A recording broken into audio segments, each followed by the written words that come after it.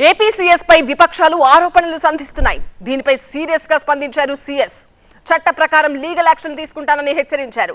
ప్రతిపక్షాలు చేస్తున్న ఆరోపణల దాడి వెనుక రియల్ పొలిటికల్ యాంగిల్ ఉందా? రాజకీయ కోణంలోనే సీఎస్ పై ఆరోపణల అస్త్రాలు సంధిస్తున్నారా? అసలు టార్గెట్ కే పీछे क्या है? సీఎస్ ను ప్రతిపక్షాలు ఎందుకు టార్గెట్ చేస్తున్నాయి? Target AP CS. జవహర్ రెడ్డిపై Janasena TDP non stop attack. 800 ఎకరాలు రాయించుకున్నారు. టార్గెట్ కే పీछे क्या है? ఏపీలో మొన్నటిదాకా వైసీపీ టీడీపీగా నడిచిన రాజకీయం ఇప్పుడు రంగు రూటు మార్చింది. ఏపీ సీఎస్ జవహర్ రెడ్డి లక్ష్యంగా ఆరోపణల బాణాలు సంధిస్తున్నాయి విపక్ష జనసేన టీడీపీ. విశాఖ కేంద్రంగా వేల కోట్ల రూపాయల విలువైన అసైన్డ్ భూములను సీఎస్ జవహర్ రెడ్డి ఆయన కుమారుడు దక్కించుకున్నారంటూ ప్రధాన ప్రతిపక్షాలు భీకర ఆరోపణలు సంధిస్తున్నాయి. ఏపీ సీఎస్ టార్గెట్ గా జనసేన టీడీపీ నాన్ స్టాప్ గా అటాక్ మొదలుపెట్టాయి. ఎన్నికల కోడ్ అమల్లో ఉన్న సమయంలో ఏపీ ప్రభుత్వ ప్రధాన కార్యదర్శి జవహర్ రెడ్డిని లక్ష్యంగా చేసుకున్నాయి ప్రతిపక్షాలు. తాజాగా విశాఖకు చెందిన జనసేన కార్పొరేటర్ పీతల మూర్తి యాదవ్ చేసిన ఆరోపణలు సంచలనంగా మారాయి. సీఎస్ జవహర్ రెడ్డి విశాఖ, విజయనగరం జిల్లాల్లో భారీగా భూ కుంభకోణానికి పాల్పడ్డారని మూర్తి యాదవ్ ఆరోపించారు. భోగాపురం చుట్టుపక్కల ఉన్నటువంటి ప్రధాన మండలాల్లో అత్యంత విలువైనటువంటి ఎయిర్పోర్ట్ వస్తున్నటువంటి ప్రధాన ప్రాంతాల్లో 800 ఎకరాలు జవహర్ రెడ్డి నేతృత్వంలో వాళ్ళ కుమారుడు మొత్తం పేద రైతుల దగ్గర నుంచి అసైన్డ్ భూముల్ని, డీ పట్టాలని అక్రమంగా దొడ్డిదారిన రాయించుకున్నారు. జనసేన కార్పొరేటర్ చేసిన ఆరోపణలపై తీవ్రంగా స్పందించారు సీఎస్ జవహర్ రెడ్డి.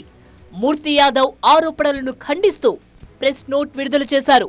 తనపై ఇలాంటి అసత్య ఆరోపణలు చేయడం హేయమైన చర్య అన్నారాయన.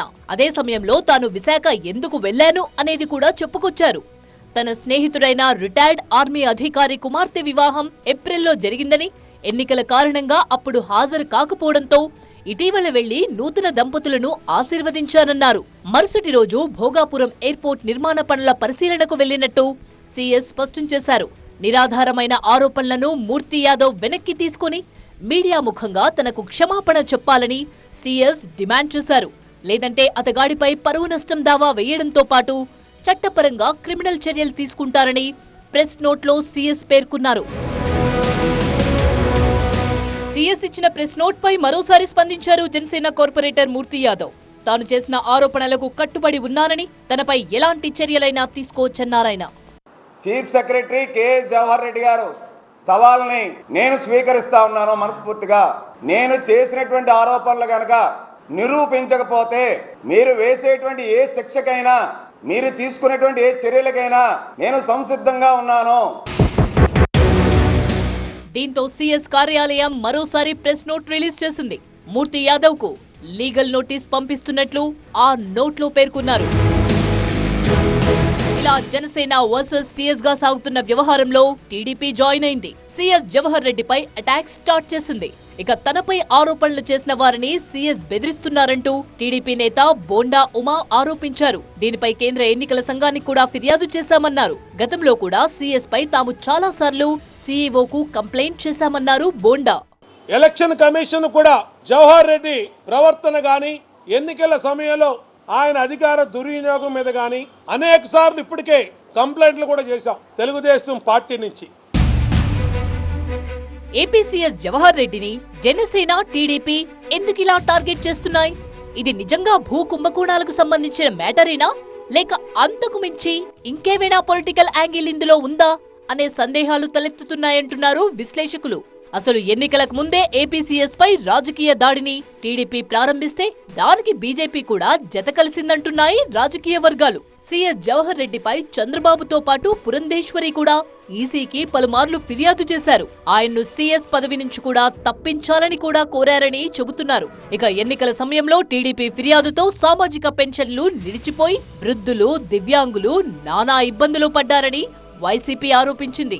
ఆ సందర్భంగా ఏపీ సీఎస్ జవహర్ రెడ్డిపై తీవ్ర స్థాయిలో మండిపడ్డారు టీడీపీ అధ్యక్షుడు చంద్రబాబు.